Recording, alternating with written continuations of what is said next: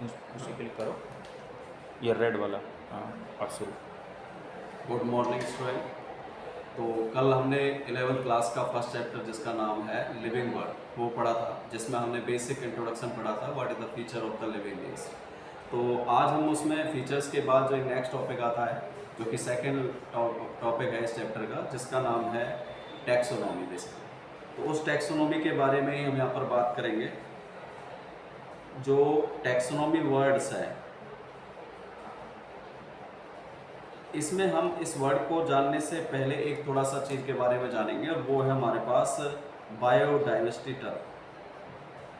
वैसे इस biodiversity term में हमने दो शब्दों का इस्तेमाल किया है।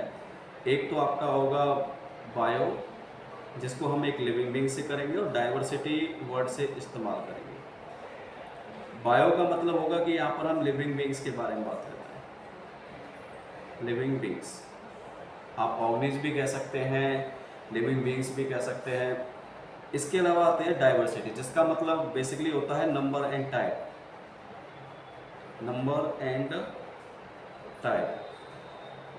तो इसलिए हम इसको जब डिफाइन भी करेंगे, मान लीजिए एक सिंगल सेंटेंस में लेके चलें बायोडाइवर्सिटी को, तो हम सीधा कहेंगे कि biodiversity is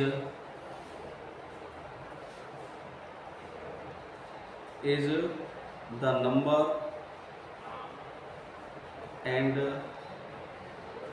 type of living beings. और बेसिकली इसमें हम इस प्लेनेट पर रह रहे हैं, तो इसलिए इसका नाम इसमें लिख दिया जाता है कि ऑन द अर्थ। इस पृथ्वी पर जितने भी हैं, ऐसा नहीं कि हम पृथ्वी पर ही लिविंग बीइंग्स को देखना चाहेंगे, बाकी कहीं भी यदि मून है या फिर अदर कोई भी प्लेनेट या कोई अदर चीज़ है, सैटेलाइट है, तो वहाँ पर भी हमको लिविंग मिलता है, तो वहाँ पर भी इस टर्म का इस्तेमाल कर सकते हैं। मतलब कहने का कि किसी भी लोकेशन में हम देखना चाह रहे हैं कि number of type living beings क्या है, तो उसके लिए हम ये इस्तेमाल कर सकते हैं। तो हमारे पास ये बायोडाइवर्सिटी टर्म बहुत अच्छी है, और एक अब तक हमारे जो साइंटिस्ट हैं उन्होंने एक एस्टिमेट डाटा दिया है कि how much diversity on the earth. तो यहाँ पर एक डाटा आता है कि जो एस्टिमेशन है, एस्टिमेशन ऑफ बायोडाइवर्सिटी, तो जो एक एस्टिमेशन दिया गया है, एक अंदाज़ा दिया गया है कि इतनी डाइवर्सिटी यहाँ पर पृथ्वी पर अभी तक है, जिसको हम लेंगे 1.7 to 1.8 मिलियन।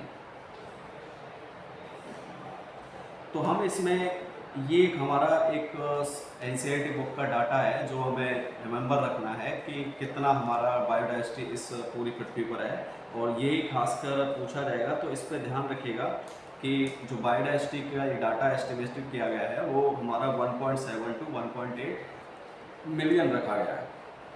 अब देखिए, ये हमारे अगर टर्म समझ में आ गया है, तो हम एक चीज़ यहाँ पर सोचना चाहेंगे कि देखो, इतनी सारी डाइवर्सिटी को, यानी कि लाखों की संख्या में है, इवन करोड़ों भी हम मान सकते हैं कि इसको हम यदि हम देखें तो एक अपनी कैलकुलेशन ला के लाएँ, तो हम यदि 1.7 है और इसको हम यदि लाख में कन्वर्ट करें, तो हम जानते हैं कि 1 मिलियन में होते हैं 10 लाख। तो हमारे पास ये डाटा है कि हमें से 1.7 मिलियन है, तो हम इसे 1.7 को मल्टीप्लाई करते हैं 10 से, तो हमारे पास कितना निकल के आएगा। तो हमारे पास एक डाटा आएगा कि भाई जो ये 1 का मतलब क्या हो गया कि भाई 1.7 में 1 मिलियन का मतलब 10 लाख हो गया, प्लस में ये एक तरह से हो गया 0.7 है, तो ये हमारे पास 7 लाख हो गया। तो टोटल हमारे पास यदि जोड़ेंगे तो हमारे पास 17 लाख का डाटा हमारे पास आएगा। हम और इधर की साइड यदि 1.8 को लेके चले, तो इसको भी हम मल्टीप्लाई करेंगे 10 से, तो हमारे पास 18 लाख का डाटा हमारे पास। ये नहीं कि हम इसे कह सकते हैं कि 17 से 18 लाख की स्पीसीज इस पूरी पृथ्वी पर प्रेजेंट है, तो हम ये बता सकते हैं। अब नेक्स्ट हम बात करते हैं कि इतनी सारी डाइवर्सिटी को नंबर याद करना, जो कि एक डिफ़िकल्ट टास्क होता है, तो उसको पूरा करने के लिए क्या करेंगे, इसका एक साइंटिफिक तरीके से क्लासीफाइड करेंगे। हम एक डेफिनेट ग्रुप में हम इसे बांट देंगे। तो अभी उसी के टर्म के बारे में बात करेंगे जो सबसे पहले मैंने इसमें बताई थी, टैक्सोनॉमी। और ये टॉपिक जो हम पढ़ रहे हैं मैं आपको फिर रिमाइंड करा देता हूँ, ये हमारे जो बायो लिविंग वर्ल्ड चैप्टर है 11th क्लास का, उस टॉपिक के बारे में बात चल रही है। तो यहाँ पर हम बात करेंगे नेक्स्ट, वो है टैक्सोनॉमी, जो हमने स्टार्टिंग बताई थी। तो ये टैक्सोनॉमी जो वर्ड है, जिसका मतलब ये होता है एक तरह से कह सकते हैं the classification of living beings. जितने भी लिविंग बींग्स हमें मिले हैं उन सबको हमें क्लासिफाइड करना है और इन साइंटिफिक मैनर में करना है, यानी एक ऐसा तरीका जिसमें हम उसे अच्छी तरह से समझ सकें और उन्हें याद कर सकें, साइंटिफिक मैनर। तो उसको हम टैक्सोनॉमी कहते हैं।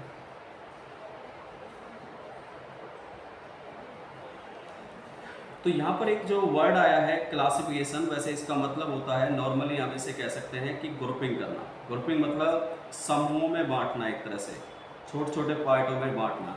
लेकिन ये हम आगे जब टैक्सोनॉमी है एक पॉइंट आता है कि इसके अंदर ये क्लासिफिकेशन साइंटिफिक तरीके में करना ये एक प्रोसेस से शामिल नहीं होता। यहाँ पर 4 प्रोसेस इस्तेमाल की जाती है। इसका मतलब ये होगा कि टैक्सोनॉमी के पास जो होती है 4 प्रोसेसेस होती हैं। टैक्सोनॉमी के पास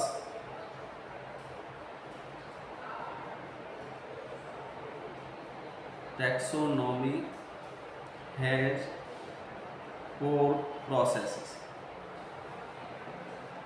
4 प्रोसेसेस यहाँ पर बात करेंगे, जो कि बहुत इम्पोर्टेंट टर्म है और उनको वन बाय वन हम फिर पढ़ेंगे भी। तो यहाँ पर हम देख रहे हैं कि सबसे पहली जो है वो है करेक्टराइजेशन।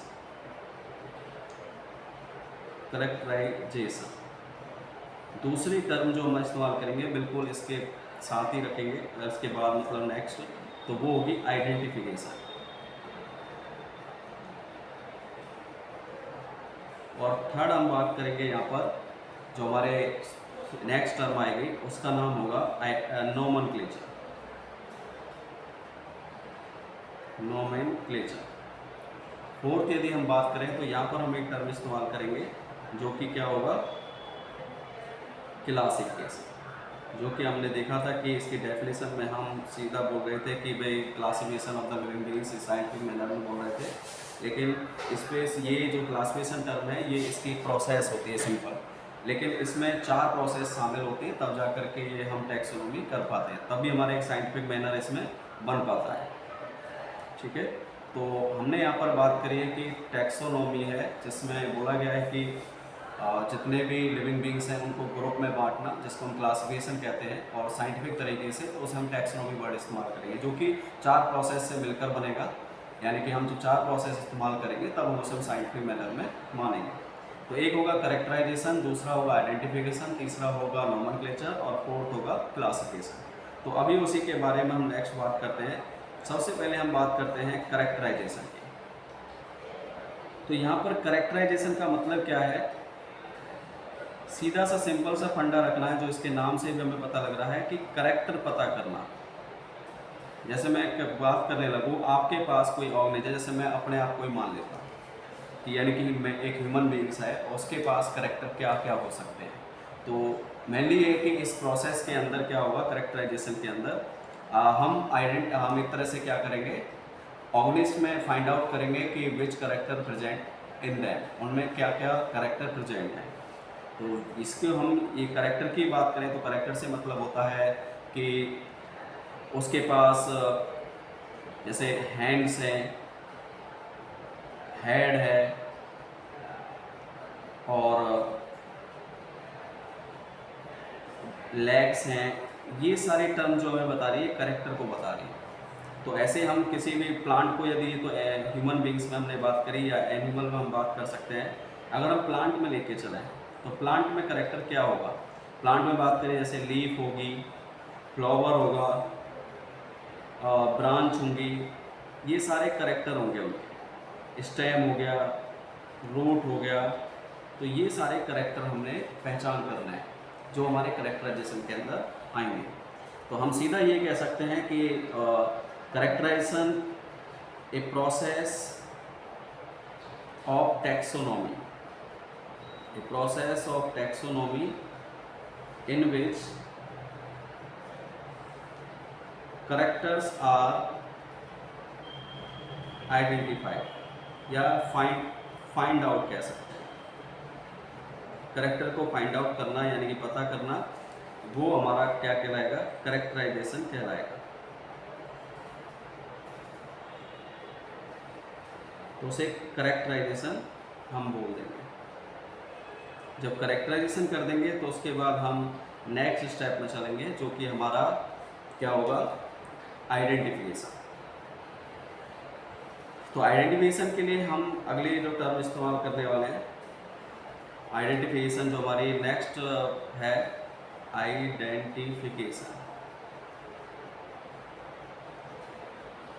इसमें सीधी सी बात है कि कोई ऐसे इस करेक्टर के अंदर फीचर ढूंढेंगे जिनसे हम पहचान कर सकें कि ये एक करेक्टर है। तो जैसे हम करेक्टर में लेके चलें कि यहाँ पर कहने का मतलब है सम फीचर्स, मतलब features are used, features are used to identified, features are used identified of a character. किसी एक करेक्टर को यदि आइडेंटिफाई करना है तो उसके हमें कुछ फीचर्स पता करने पड़ेंगे, तो उनको हम आइडेंटिफिकेशन पॉइंट के रूप में मान के चलेंगे। और वो प्रोसेस हमारी जिसमें ऐसा किया जा रहा है उसे हम आइडेंटिफिकेशन कह सकते हैं।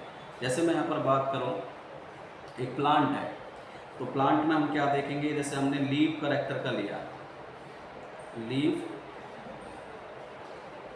तो लीफ करेक्टर में हम देखेंगे लीफ, ये करेक्टर है जिसमें हम देखते हैं कि इसका कलर देखेंगे, शेप देखेंगे। ये दो चीज़ें हम उसकी ले सकते हैं कि भाई इसमें कलर शेप क्या है, फिर या फिर इसके अंदर क्या क्या चीज़ आपको दिखाई दे रही है। तो वो हम बात करें तो पहले हम कलर की और शेप की बात करें, तो हमने क्या किया कि इसके लिए आइडेंटिफिकेशन पॉइंट बनाए कि भाई कलर होगा प्लांट के अंदर ग्रीन कलर का, हम ज़्यादातर उसे लीव्स के नाम से जानेंगे। उसकी शेप फ्लैट एंड होगी तो उसे हम लीव्स कहेंगे। तो ये हमारे पास आइडेंटिफिकेशन फीचर में आएगा।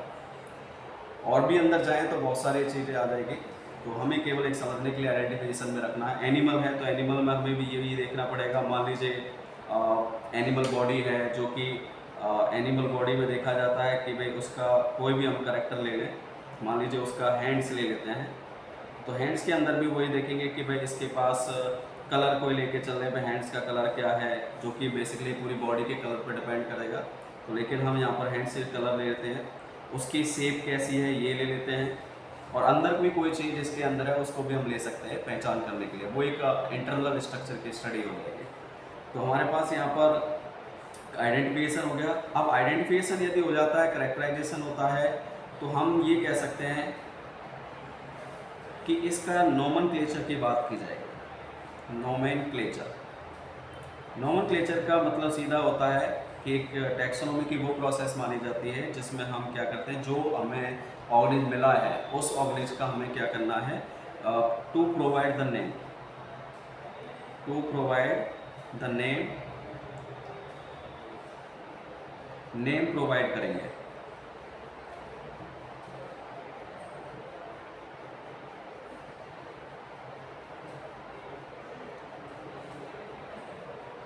नेम्स देंगे हमसे। अब नाम्स देने के तो हम कोई भी नाम अपनी मर्जी से कैसे भी बिना सोचे दे दें तो वो एक साइंटिफिक तरीका नहीं होगा।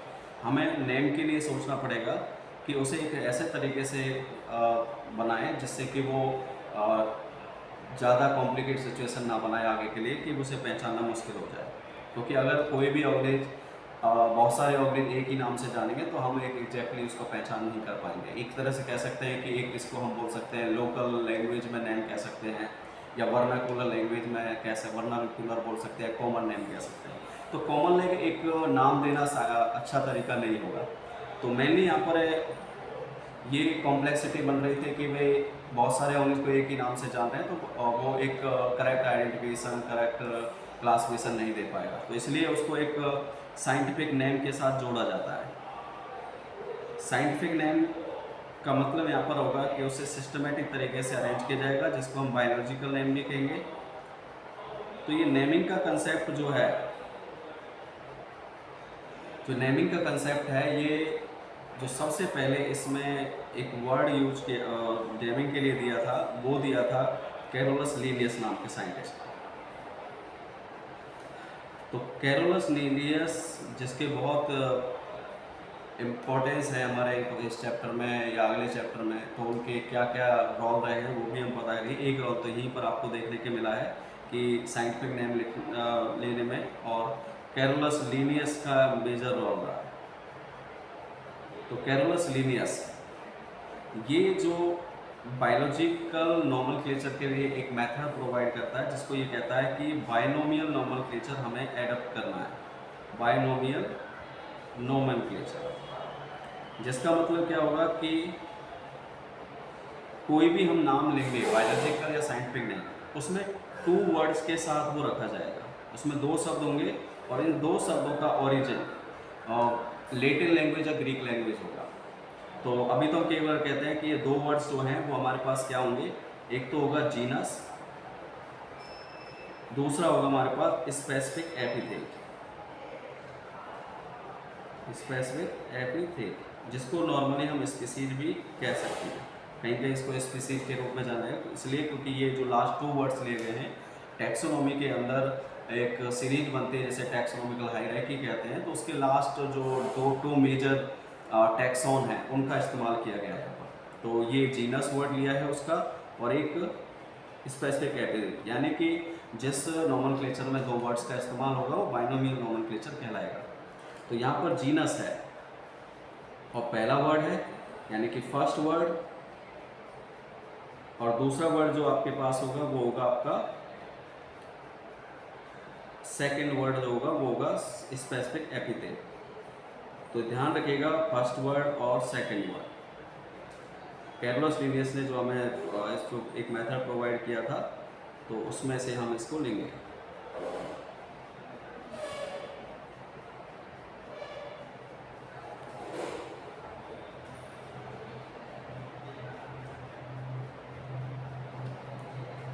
तो ये सेकंड वर्ड हो गया।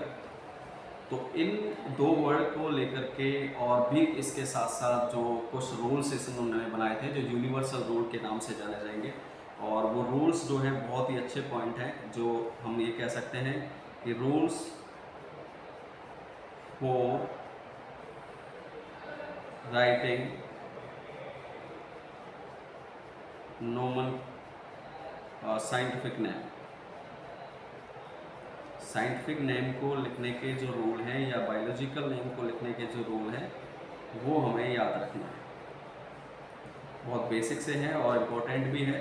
तो पहला जो रूल हमें यहाँ पर पढ़ते हैं वो ये पढ़ते हैं कि बायोलॉजिकल नेम को जनरली, बायोलॉजिकल नेम जो होंगे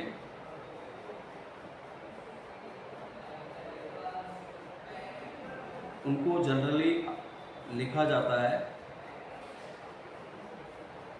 in Latin language. Generally Latin language होते हैं, इन लैटिन लैंग्वेज में होते हैं, एंड रिटर्न करेंगे इन इटैलिक।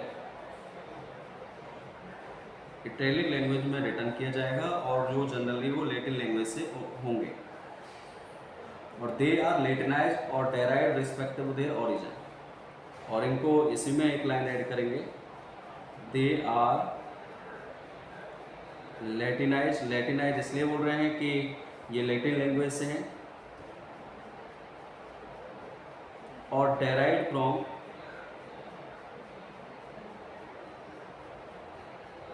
लैटिन। ये भी मतलब समझ रहे, यदि हम लैटिनाइज बोल रहे हैं तो इसका मतलब है कि उनको लैटिन लैंग्वेज से लिया गया है। और irrespective to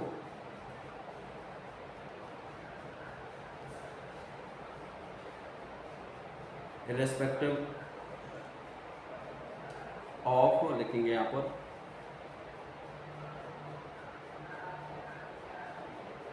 irrespective of their origin. मतलब ये कहने का, अगर आप उसे लैटिनाइज्ड कर रहे हैं तो उसका मतलब ये होगा कि वो उसका जो ओरिजिन है वो कहाँ से लिया गया है, आपका लेटिन लैंग्वेज है।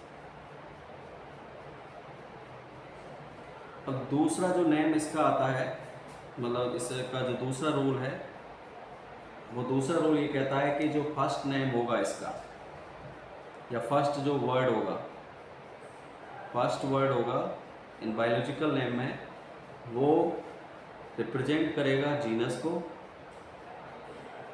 Represent genus.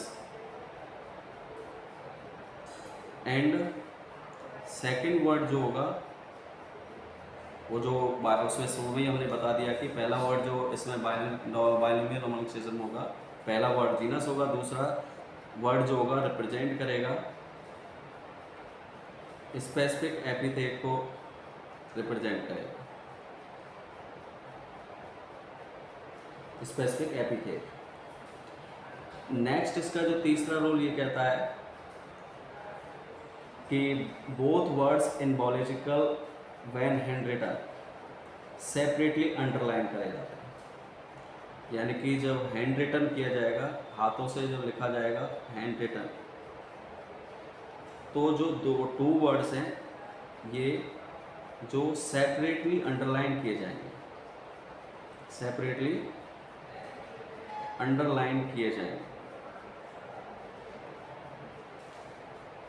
सेपरेटली अंडरलाइन होंगे।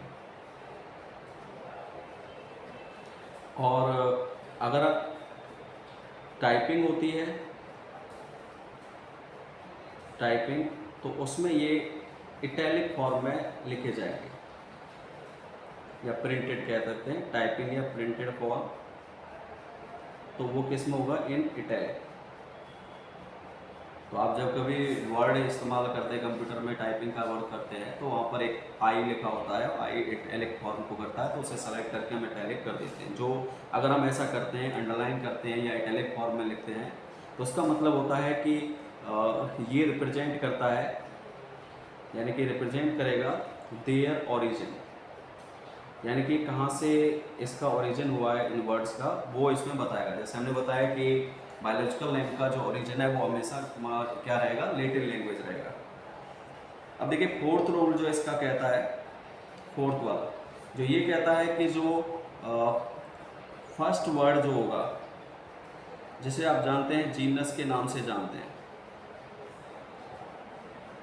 फर्स्ट वर्ड जिसे आप क्या किसके नाम से जानते हैं, जीनस, इसका जो फर्स्ट लेटर होगा इस वर्ड का, फर्स्ट लेटर वो कैपिटलाइज्ड होगा, केवल पहला लेटर, फर्स्ट लेटर कैपिटलाइज होगा। वो बताऊंगा इस रूल को एक एग्जांपल के थ्रू। बाकी फिलहाल अभी ये देखिए कि पहला रूल क्या है, दूसरा क्या है, तीसरा क्या है और चौथा क्या कहता है। जो सेकंड वर्ड होता है, इस सेकंड वर्ड में जो बताया था मैंने कि क्या होगा, स्पेसिफिक एपिथेट हम इसे कहते हैं, और इसे कभी कभी स्पीसीज भी बोल देते हैं। और इसका जो सारे लेटर, ऑल लेटर्स जो इस वर्ड में होंगे, वो सारे क्या होंगे, are in smaller case, small case small. तो लोअर केस भी कह सकते हैं, स्मॉलर केस भी कह सकते हैं, वर्ड अपने रिप्रेजेंट करने के। सीधी सी बात ये होती है कि जो पहला वर्ड है उसका पहला लेटर बड़े अक्षरों में, मतलब एक तरह से कैपिटल लेटर में लिखा जाएगा, और जो बाकी के सारे लेटर उसके स्मॉल लेटर में होंगे। और जो स्पीसीज है, जो यानी सेकेंड वर्ड जो है, उसके सारे लेटर, कोई भी वर्ड कैपिटल नहीं होगा, सारे स्मॉल होंगे। नेक्स्ट इसमें एक पांचवा रूल है जो हमें इसमें आगे बताएंगे, वो है कि नेम ऑफ ऑथर को लिखा जाता है। नेम ऑफ ऑथर मतलब उस साइंटिस्ट, मतलब किसी बंदे ने जिसने उसके बारे में इस चीज़ को खोज की है या कुछ भी किया है, तो वो आफ्टर स्पेसिफिक एपिथेट के लिखा जाता है, after specific epithet, after specific epithet के बाद लिखा जाएगा। नेम ऑफ ऑथर हमेशा क्या होगा, आफ्टर स्पेसिफिक एपिथेट, और वो भी होगा in form of abbreviation term, in form of abbreviation, abbreviated form होगी, एब्रीविएटेड फॉर्म। तो ये हमने 5 रूल यहाँ पर पढ़े हैं। सबसे पहला रूल हमने पढ़ा था कि जनरली बायोलॉजिकल नेम को लेटिनाइज होंगे, लेटिन लैंग्वेज में होंगे, लिखा जाएगा इटैलिक फॉर्म में। फिर नेक्स्ट हमारे पास कि ये लेटिनाइज जो होंगे वर्ड, इसका मतलब ये हो कि लेटिन लैंग्वेज से हैं और उसके ओरिजिन के साथ। फर्स्ट जो वर्ड होता है इसका वो जीनस कहलाता है, दूसरा वर्ड जो होता है स्पीसीज कहलाता है, स्पेसिफिक एपिथेट कहते हैं। तीसरा जो रूल कहता है कि इसमें जो फर्स्ट वर्ड जो होता है उसका फर्स्ट लेटर हमेशा कैपिटल होगा, बाकी सब स्मॉल होंगे। ये फोर्थ रूल है सॉरी। तो फोर्थ रूल पे हम बात कर रहे हैं अभी, बाकी थर्ड बीच में रह गया तो उसको देखेंगे क्या है वो। तो इसमें सेकंड वर्ड जो होगा इसमें जो फोर्थ रूल में, तो वो हमारे सारे लेटर उसके स्मॉल होते हैं, स्पेसिफिक एपिथेट जिसको हम कहते हैं वर्ड उसके सारे। जो हमारा थर्ड अभी बात कर रहे थे तो उसमें ये बताया जाता है कि यदि आप उसे हैंड रिटन कर रहे हैं तो दोनों को सेपरेटली अंडरलाइन करेंगे, और यदि आप कंप्यूटर में टाइप करके उसे लिख रहे हैं तो साइंटिफिक नेम को उन्हें इटैलिक कर देंगे। तो ये हमारा तीसरा था। और पांचवा जो हमारा है वो नेम ऑफ ऑथर है, जो बेसिकली खासकर स्पेसिफिक एपिथेट के बाद लिखा जाएगा और एब्रीविएट फॉर्म होगी, मतलब शॉर्ट फॉर्म हम इसे कह सकते हैं। एब्रीविएट फॉर्म का मतलब होगा शॉर्ट फॉर्म है। तो अब जैसे हमारे पास जो साइंटिफिक नेम है, एक नाम हम यूज कर रहे हैं scientific name of the mango, scientific name of mango. इसका साइंटिफिक नेम जो है वो है मैंजीफेरा इंडिका, मैंजीफेरा इंडिका। अब मैं इसे हैंड रिटन कर रहा हूँ तो मैंने यहाँ पर पहली बात तो जो मैंजीफेरा इंडिका है, अगर इनको देखा जाएगा तो इनका ओरिजिन और इनको लिखा भी गया है वो लेटिन लैंग्वेज में है, लेटिन लैंग्वेज से लिया गया है ओरिजिन इनका, और लिखा गया इटैलिक फॉर्म में है। लेकिन उसको और रिप्रेजेंट करने के लिए इटैलिक में है कि नहीं है, तो हमने क्या किया है, इसको सेपरेटली अंडरलाइन किया है, मैंजीफेरा को अलग और इंडिका को अलग। और इसमें देख रहे होंगे कि जो पहला लेटर है उसका क्या है, ये कैपिटल बनाया गया है। जो हमारा फोर्थ रूल कहता है ऐसा कि फर्स्ट जो वर्ड है जीनस, उसका पहला लेटर हमेशा कैपिटल होगा। फिर हमने थर्ड रूल में बताया कि इसको हैंड रिटन कर रहे हैं तो सेपरेटली अंडरलाइन करेंगे। और सेकंड रूल में हम ये बताते हैं कि जो पहला वर्ड होता है, फर्स्ट वर्ड होता है, वो क्या होता है, जीनस होता है। दूसरा वर्ड जो होता है वो, सेकंड वर्ड जो होता है वो क्या होता है, स्पेसिफिक एपिथेट होता है। ठीक है, तो ये हमारा उसमें सेकंड रूल है। और थर्ड रूल हमारा था हैंड रिटन करेंगे तो सेपरेटली अंडरलाइन करेंगे। फोर्थ रूल था कि उसमें जो जीनस होगा, पहला लेटर जो होगा वो क्या होगा, आपका कैपिटल होगा, बाकी सारे स्मॉल होंगे। और फिफ्थ रूल क्या कहता है कि अगर आपका कोई ऑथर नेम लिखना है तो वो आप स्पेसिफिक एपिथेट के बाद एब्रीविएट फॉर्म में लिखेंगे। जैसे मैंने यहाँ पर लिखा है LIN, जैसे दोबारा लिख देता हूँ, कैपिटल LINN और डॉट। इसको अंडरलाइन नहीं करेंगे, बस खाली ये लिख देंगे LINN डॉट। तो ये लिन हो गया। लिन यहाँ पर जो रिप्रेजेंट करता है, ये ऑथर नेम को रिप्रेजेंट करता है। इसको करता है ऑथर नेम। जैसे यहाँ पर ऑथर जो है इस नाम के अंदर वो कैरोलस लीनियस से लिया गया है, कैरोलस लीनियस, जिसका मतलब होगा कि इसके बारे में सबसे पहले किसने बताया होगा, कैरोलस लीनियस ने बताया, इसलिए उसका पीछे ऑथर नेम लिख दिया गया है। ठीक है, ये बहुत ही इंपॉर्टेंट टॉपिक है। बहुत एक बायोलॉजिकल स्टूडेंट होने के नाते हमें ये पता होना चाहिए कि साइंटिफिक नेम को कैसे लिखा जाएगा, किस तरीके से लिखा जाएगा, और उन्हें वन बाय वन लर्न करते रहना है, जिससे कि हम आगे इस साइंटिफिक पैटर्न को बायोलॉजी का आगे बनाए पाएँ। क्योंकि एक बायोलॉजिकल स्टूडेंट होने के नाते अगर हम ये करते हैं कि साइंटिफिक नेम कैसे लिखे जाते हैं, किसी का साइंटिफिक क्या है नहीं पता है, तो वो हमारे लिए अच्छा नहीं होगा। क्योंकि एक बायोलॉजिकल स्टूडेंट के लिए सबसे मेन यही है कि बेसिक चीज़ें उन्हें आना, जो उस सब्जेक्ट से रिलेटेड। तो बायोलॉजी से रिलेटेड सबसे मेन इसमें है ये कि हमें पता होना चाहिए कि साइंटिफिक नेम होंगे और उनको किसका साइंटिफिक नेम क्या है, उसको कैसे लिखा जा सकता है, तो सारी चीज़ पता होना चाहिए। कुछ बेसिक रूल हैं वो जो पता होना चाहिए, उसके लिए पता होना चाहिए। तो ये एक टॉपिक है हमारा जो यहाँ पर बायोलॉजिकल नॉलेज के साथ रह गया है, और जो नेक्स्ट बचेगा वो हम नेक्स्ट वीडियो में बताएंगे। तो ये ध्यान रखिएगा कि इसमें हमने क्या क्या चीज़ बताने की कोशिश करी है। आज हमने केवल बायोडाइवर्सिटी है और टैक्सोनॉमी के बारे में बता, जिसमें 2 3 प्रोसेस हमने बता दिए, टोटल 4 प्रोसेस थी। एक थी आपकी सबसे पहले कैरेक्टराइजेशन, दूसरी थी आपकी आइडेंटिफिकेशन और तीसरी थी नॉमेनक्लेचर। अब इसमें थोड़ा सा हम एक हल्का सा ऐड करेंगे कि एक कुछ नेम लिखने की कुछ संस्थाएं होती हैं जो थोड़ा सा ऐड करना है। एक ICZN होता है जिसको हम देखेंगे।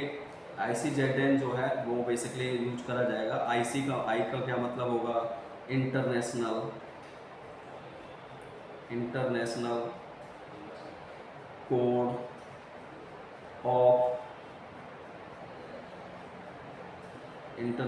Code of zoological nomenclature. ये वो संस्था है जो नाम देगी उन सभी एनिमल्स को जो नए डिस्कवर्ड होंगे और उनके रिकॉर्ड को मेंटेन रखेगी। तो ICZN ये काम करेगी। और दूसरी होती है ICBN। यानी होने के तो अभी हर एक का है, लेकिन हम यहाँ पर अभी दो के बारे में पढ़ेंगे। ICBN तो ये शॉर्ट फॉर्म जो है आपके पास ICZN और ICBN, इनके फुल फॉर्म आपको पता होना चाहिए। तो यहाँ पर वो IC का मतलब तो वही होगा, इंटरनेशनल